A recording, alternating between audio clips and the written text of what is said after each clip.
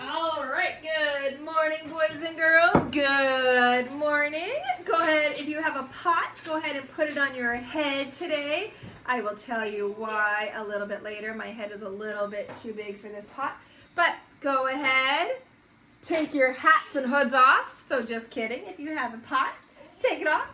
Put your right hand over your heart. Ready, begin. I pledge allegiance to the flag of the United States of America and to the republic for which it stands, one nation, under God, indivisible, with liberty and justice for all.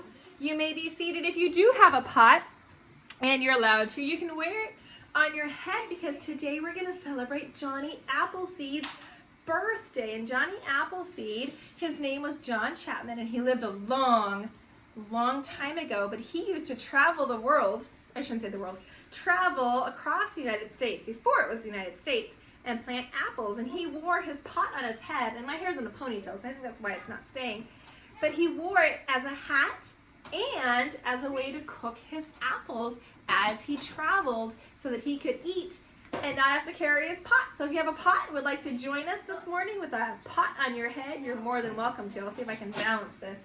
Not really sure if I can.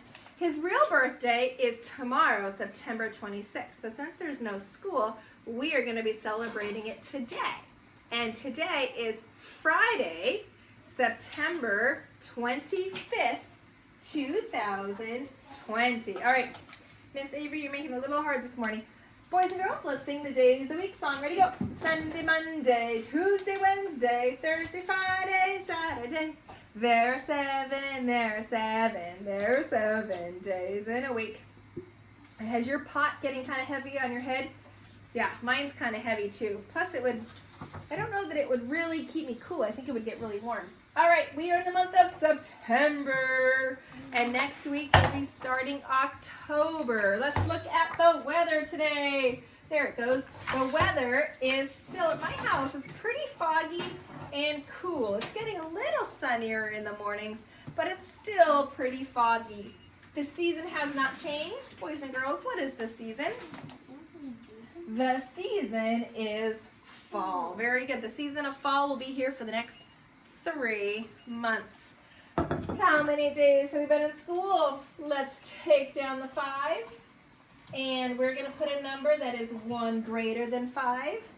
So that would be number 6. We have been in school for 26 days. Very good. We'll put one more stick in the ones place. Let's count together. Ready? 1, 2, 3. Count with me. 10, 20. Very good. 2 groups of 10 is equal to 20. Count up from 20. 21. 22, 23, 24, 25, 26. Very, very good. Let's take a look.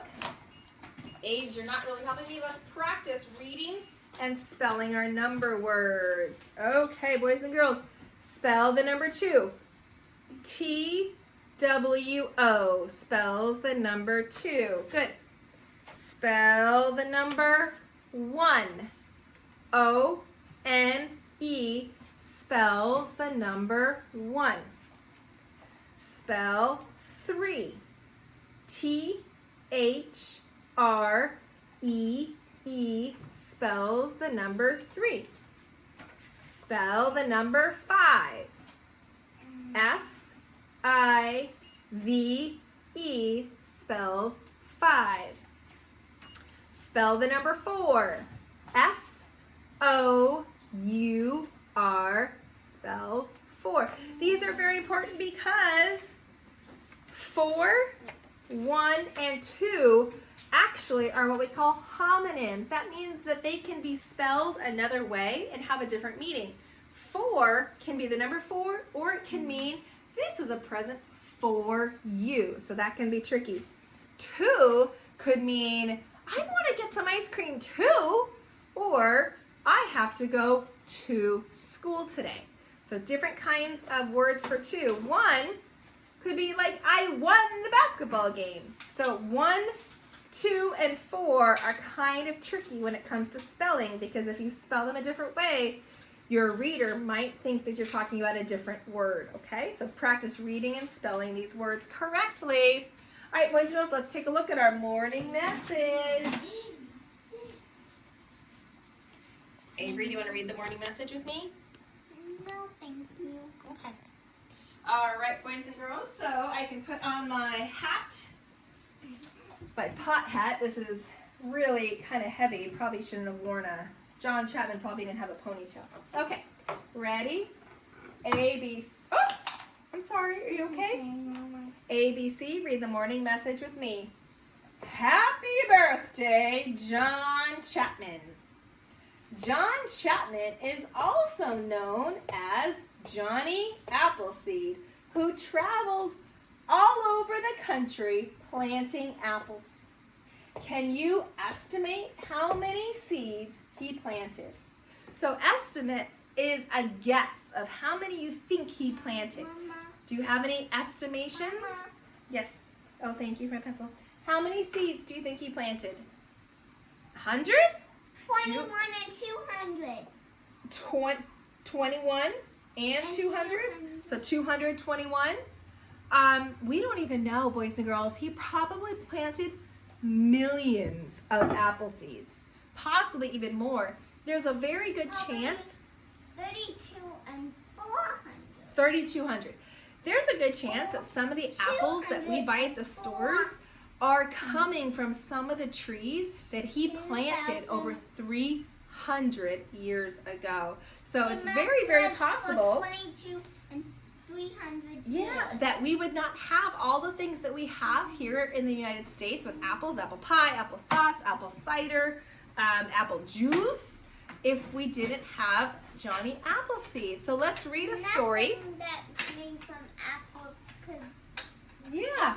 So here we have a story about Johnny Appleseed. And Johnny Appleseed is what we call a tall tale. Nobody knows exactly what he looked like. Nobody knows exactly what his adventures were like because there were no cameras. There's no way to photograph or to really document what his life was like. So it's a tall tale. These are the stories that have been passed down from generation to generation. So there might be different versions. Here, take a seat. Johnny Appleseed. It says a tale told, a tall tale retold and illustrated. Oh, thank you. We have apples here. Illustrated by Stephen Kellogg. So it's been retold. The author, Stephen Kellogg, did not invent this story. He did not come up with it from his imagination. It's been retold many times. Okay? Fourth graders, that's when you're going to study tall tales. John Chapman, who later became known as Johnny Appleseed, was born on September 26, 1774, when the apples on the trees surrounding his home in Massachusetts were as red as the autumn leaves. John's first years were hard. His father left the family to fight in the Revolutionary War, and his mother and baby brother both died before his second birthday. Poor Johnny. He did not have a good childhood. But by the time John turned 6, his father had remarried and settled down. Within a few years, their house was overflowing with 10 more children. It's a lot of children. And nearby was an apple orchard. Like most early American families, the Chapmans picked their apples in the fall, stored them in the cellar for winter eating, and then used them to make sauces, cider, vinegar, and apple butter. John loved to watch the spring blossoms slowly turn into the glowing fruit of autumn. What wonderful language. I didn't know that was John Chapman. Yeah, that's John Chapman. It's just a picture. We don't know exactly what he looked like. Watching the apples grow inspired John to fall in love with nature. He often escaped from his boisterous household to the tranquil woods. Boisterous means very loud and active. Tranquil is another word for calm. The animals sensed his gentleness and trusted him. As soon as he was old enough to leave home, he set out to explore the wilderness. What's the wilderness?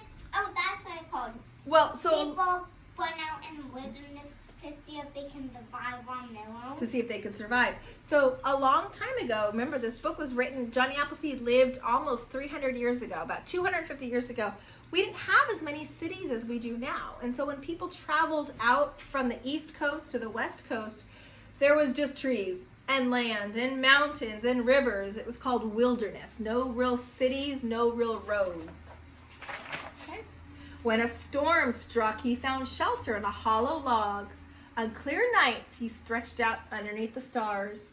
Over the next few years, John continued to visit and care for his new orchards. The winter slowed him down, but he survived on a diet of butternuts. So he was able to survive by eating things that he found in the wilderness. Okay? Oh my goodness. And sometimes he came across other men. And these men were surprised to hear that Johnny would never hurt another animal. They challenged John to a wrestling competition. He suggested a more practical contest, a tree chopping match. They agreed. So here they are chopping down all those trees as fast as they could. Who do you think is going to win? Johnny. When the dust settled, there was no question about who had won. It was Johnny Appleseed. And the funny thing was, he was so pleased that the land for his largest orchard had been cleared so quickly. Get it? He tricked all those men into clearing the land so he could plant apple trees. During the next few years, Johnny continued to move westward. Whenever he ran out of apple seeds, he hiked to the eastern cider presses to replenish his supply. Before long, Johnny's plantings were spread across the state of Ohio. Meanwhile, are you okay? Get a sip of water, please. Meanwhile, pioneer families were arriving in search of home sites and farmland. So remember, boys and girls, this was back before cars. There were no cars, no railroad. People had to travel using oxen and a covered wagon. That's how they traveled to get towards California.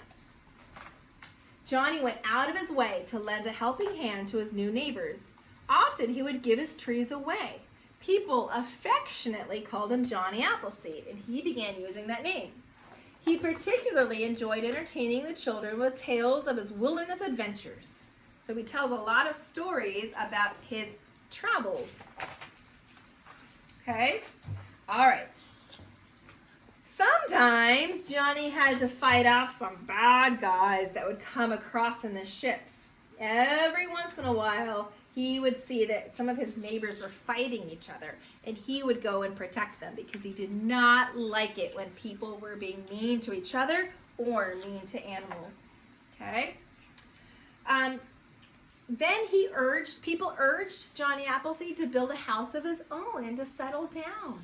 He replied that he lived like a king in his wilderness home, and he returned to the forest that he loved.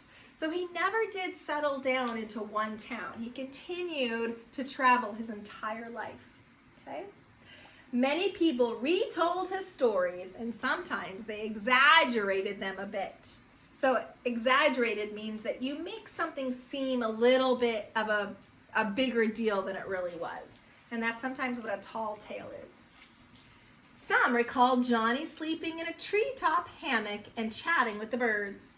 Others remembered. Johnny Appleseed real? Yeah, he's a real person. But these stories, we don't know exactly if they're true or not. Sometimes people, when we retell stories again and again, we change the details just a little bit. So that's why it's called a tall tale. We can't look at it and say this is an informational text. It's a tall tale. Some people remembered that a rattlesnake had attacked his foot. Fortunately, Johnny's feet were so tough that the fangs couldn't penetrate his skin. So we don't know if that's for sure true, but that's how the story goes. Can I see it, Mama? Look, baby. It's a rattlesnake biting his foot, but he doesn't even feel it because he didn't have shoes. So from walking all the time barefoot, his feet became very tough. It is said that Johnny had once tended to a wounded wolf and then kept him as a pet. So the wolf was hurt, and Johnny wasn't scared. Johnny took care of the wolf, and then the wolf became his friend. Okay, that's a tall tale. Maybe it happened, maybe it didn't. And old Hunter Now you swore didn't tell- he'd seen John Well, frolicking we just with a tell bear what he family. actually did in real life, and Maybe. he just made all the Yeah. books about him, and then made pictures about what he actually did. Maybe, yeah. So some people even say that he became friends with the bears. Storytellers outdid each other with tall tales about his feats of survival in the untamed wilderness. Oops, this is again another well-loved book.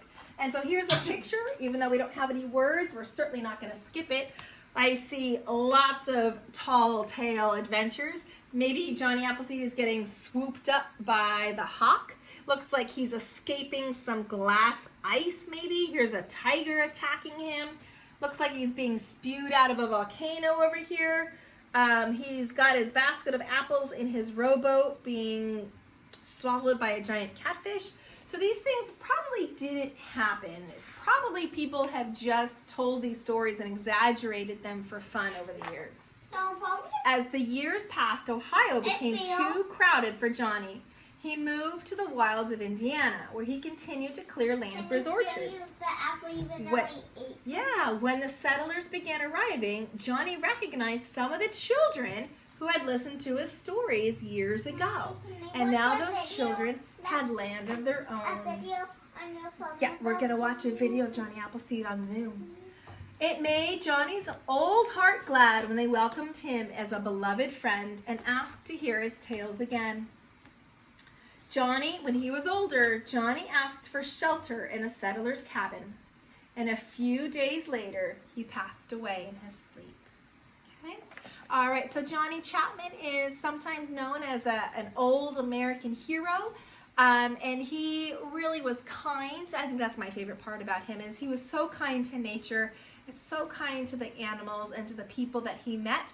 And he planted trees everywhere he went. So we're going to talk about him on Zoom today. All right, I'll see you this morning, boys and girls. Can you